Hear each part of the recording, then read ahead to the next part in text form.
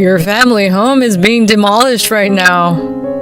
My husband Derek suddenly told me over the phone, leaving me speechless. The picture he sent me showed my childhood home being brutally torn apart. I am Kim, and I live with my husband Derek and his mother Mary. I met Derek at work, but I quit my job after we got married, and now I'm a busy housewife. I later found out that before our marriage, Derek seemed like a kind and reliable person, but he was actually a mama's boy. Once we started living with Mary, his true colors began to show. His devotion to his mother was nauseating, as he always prioritized her over me, his wife. Everything in our home, from the interior design to the furniture and daily meals, was decided according to her wishes. Just by drinking coffee, she quickly became the queen of our household, and I was left to do all the housework like her servant. Derek didn't care at all about how miserable or exhausted I felt. I'm starting to wonder if I married him just to take care of her. Her arrogance escalated day by day. She never openly mistreated me in front of her son, but when we were alone, she constantly tormented me. I could bear some of her insults and silent treatment. But one day when she called my freshly brewed coffee disgusting and splashed it in my face, nearly burning me, I reached my breaking point. I tearfully confided in Derek when he came home, but he brushed it off, saying, "Mom was just in a bad mood. It's not a big deal." The next day, she was even worse, apparently having heard about my conversation with Derek. "How dare you tell my son about our little argument?" she sneered.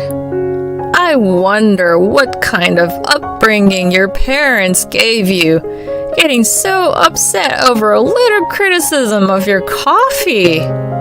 She conveniently forgot that she had splashed the coffee in my face. With a nasty grin, she mocked not only me, but also my parents. I could no longer bear her insults towards my parents who had raised me so lovingly. I couldn't possibly stand living under the same roof as her any longer. I proposed to my husband that we live separately from Mary. "You want me to kick out my mom? I can't do such a disrespectful thing now." "Then I'll move out," I replied without hesitation. I knew he wouldn't easily agree to living apart from her. I didn't want to live in her castle, surrounded by her tasteless hobbies any longer. I quickly filled out the divorce papers and arranged a contract for a weekly apartment. It took some time to finalize the contract, but there were plenty of ways to kill time. The next morning, I left the divorce papers on the table and hurriedly left the house. I desperately wanted to avoid going back to my parents' home. If he came looking for me, he would probably check there first. I didn't want to cause any unnecessary worry or trouble for my parents. I hurried the move so he wouldn't have a chance to interfere any further. Afterward, I arranged a trip for my parents as a gift. I broke into my savings from before I got married to finance the gift. My humble parents hesitated, but I insisted and sent them on a trip to San Francisco. I wanted them to enjoy themselves since I hadn't been able to properly show my gratitude towards them after being married, always dealing with Mary and Derek. With my parents away, they wouldn't hear from Derek for a while, so I wouldn't have to worry about him causing them trouble. I was starting to get used to my new life in the weekly apartment when Derek suddenly called. He had called several times since I left, but I had ignored them all. I reluctantly answered the phone, wondering why he was calling now. Derek sounded surprisingly cheerful on the other end of the phone, asking, "How are you?" I cautiously replied, "What do you want?"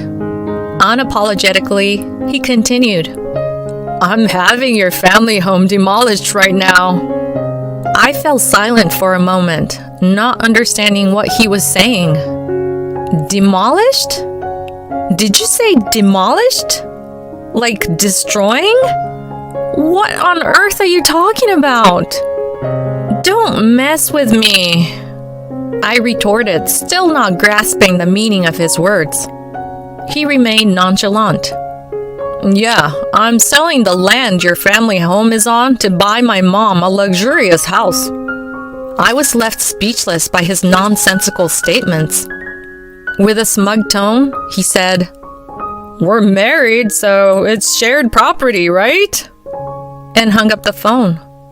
Only the cold, electronic, disconnected tone remained. What kind of ridiculous logic is that? It's like something an alien would say.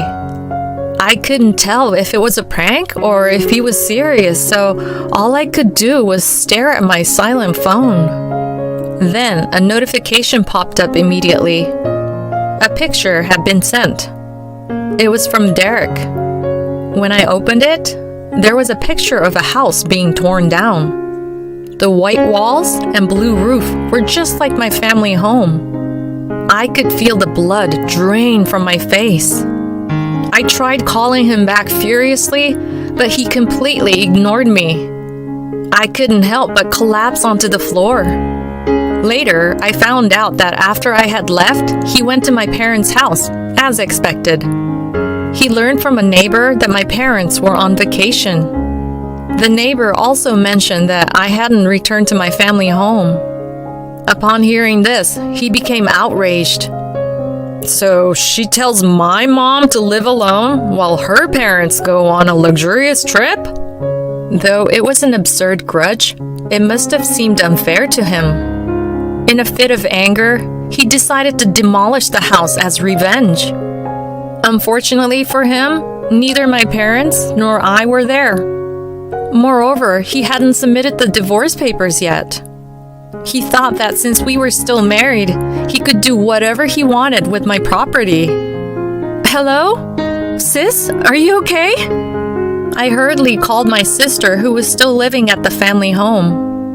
I didn't know how he managed to do it, but if he forcefully demolished the house with her inside, what would happen to her? I anxiously waited for her to answer. After several tones, my sister answered the phone in a relaxed tone. Hello? What's wrong? I just woke up.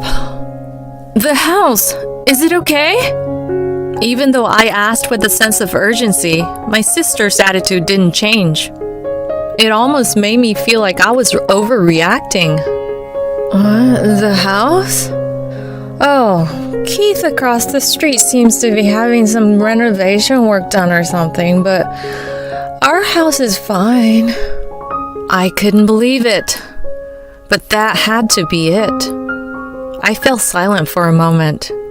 The house across the street from my family home, where Keith, who has been kind to us since we were little, lived, looked identical to ours. Moreover, our last names were the same, though we were not related. Because of this, we often had mix-ups with Christmas cards and visitors. In other words, the house Derek claimed to have demolished was... Oh no! It seems like Derek mistakenly demolished Keith's house instead. What? Even talking about it gave me a headache. Having our house destroyed would be bad enough, but accidentally demolishing the neighbor's house is no joke. I explained the situation to my sister and rushed to my family home. Together, we headed to Keith's house. It seemed that Derek and the contractors had already left, and the house was completely demolished. What do we do about this? My sister and I turned pale as a man with an exotic appearance, dragging a suitcase, approached us while letting out a bizarre scream. My house is gone! Keith, who had just returned from an overseas trip, exclaimed with wide eyes. My sister and I exchanged glances and then apologized. We explained the situation in detail, but it all sounded like excuses, and we couldn't help but feel sorry for involving him in all this.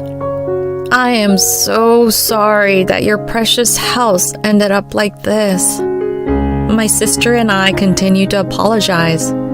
We knew that apologizing wasn't enough, but it was all we could do for now. He seemed shocked by the sudden turn of events, but when we apologized, he lifted his face and spoke kindly. It's not your fault. There's someone else who needs to take responsibility. His tone was gentle, but his eyes weren't smiling. He suggested a plan to make things right. A few days later, Derek appeared in front of the demolished house with the contractors. I had called him there. It was a gamble whether he would come or not, but perhaps he was intimidated by the formal protest or simply wanted to see my crying face. Either way, he agreed to come. I went to meet him with my sister, Keith, and a lawyer.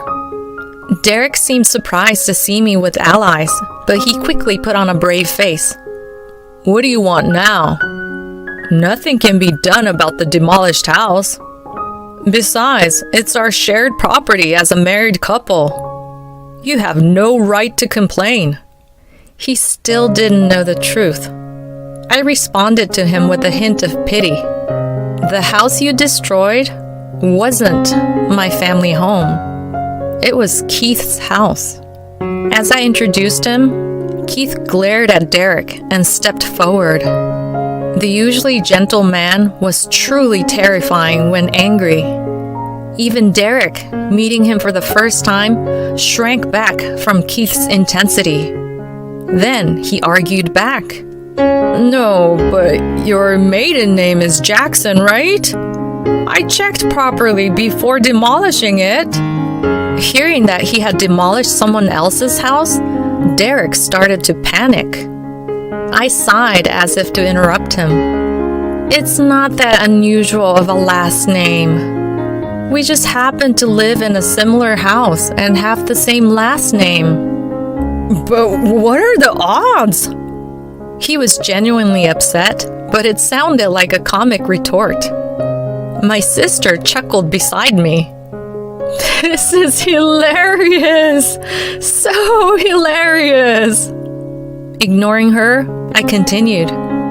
Besides, do you even understand what shared property means? My family home's land isn't part of our shared property. Maybe you should ask this lawyer here for some advice. At my signal, the lawyer handed Derek a business card. Derek seemed surprised, apparently not realizing he was a lawyer, and stared at the card. My sister leaned in to look at Derek's face and spoke to him mockingly. Don't you know Keith Jackson of our city? He's a famous landowner around here. Indeed, Keith was not just an ordinary man. As my sister later explained, he used to be an executive at the company where Derek worked, which was also the company where I met him. Sometimes his eyes would not smile, and his expressions had an aura that spoke of his influence. It's not my fault. Derek finally seemed to realize the gravity of the situation. He insisted repeatedly that it wasn't his fault, his previous boldness gone, replaced by a panicked demeanor. Unfortunately, the contractors, who should have been his only allies, fled as soon as they heard Keith's story. They were the kind of contractors who would demolish a house without proper investigation. Derek must have been caught by a fraudulent contractor. Enough already! Keith, who seemed to have run out of patience, yelled at Derek. The air seemed to tremble with the force of his anger. Admit your wrongdoing without any excuses! Or do you want to involve the police? At these words, Derek became completely subdued. In the end, with the lawyer present, he agreed to our side's demands, and the situation was settled. Derek signed the divorce papers and was forced to write a letter stating that he would pay compensation to both Keith and me. The compensation amount was quite significant because of the house demolition, and he had already incurred debt for the demolition costs. The unscrupulous contractor had already taken the money and disappeared without a trace, leaving Derek with no one to rely on and struggling to repay the debt. The fallout also affected Mary. She had thought she would live with Derek in a luxurious house, but when her son demolished the house of wealthy landowner Keith Jackson, she instantly became a target of ridicule. Naturally, she could not accept such a situation, and soon she could not leave her house. As for Keith, although his house was demolished, he hadn't suffered too much damage. The reason he had gone on an overseas trip was his daughter who lived abroad. He had received an international call from his son-in-law saying that his daughter was about to give birth. Having lost his wife 20 years ago, Keith doted on his grandchild and decided to live abroad with his daughter, as she had previously consulted with him. So he intended to demolish the house and sell the land after selling his business. Of course, he was shocked because the house had disappeared sooner than expected. But he laughed, saying that the result was the same.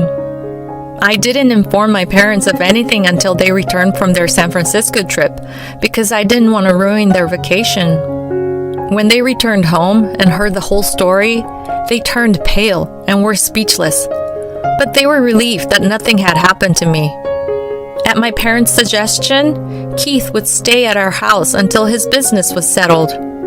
I also moved back to my parents' house from the weekly apartment, and we spent our time reminiscing about our memories with them, who would soon be unable to return to the US for a while.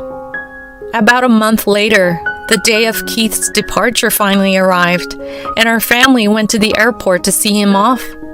He was carrying a bunch of toys, and he seemed so excited to see his grandchild that he looked like he might start dancing.